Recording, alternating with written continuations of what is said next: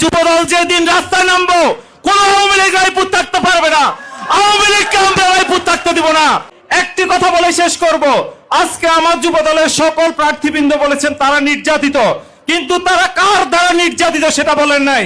আওয়ামী লীগের কোন নেতার দ্বারা নির্যাতিত সেটা বলেন নাই। স্পষ্ট করে বলতে চাই, এই 2 নং চরবংশী ইউনিয়নের লোকজন গিয়ে রায়পুর আমাদের বিএনপির উপর নির্যাতন করেছে। তার নাম আপনারা সবাই এখানে জানেন, কিন্তু কেউ নামটা বলেন নাই।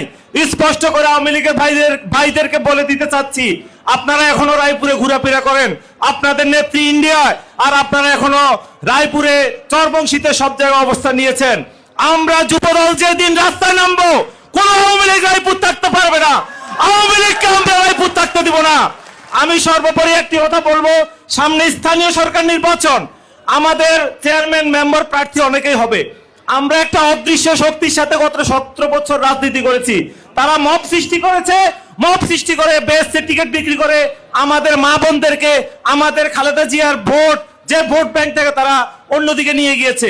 স্থানীয় সরকার নির্বাচনে আমি মনে করি এখন থেকে আমাদের সবাইকে ঐক্যবদ্ধভাবে কাজ করতে হবে। দল থেকে একজনকে নমিনেশন দেওয়া হবে, এই একজনের পক্ষে আমরা সবাই কাজ করব। নয়া চিত্র, নতুনত্ব তথ্যের বাহক।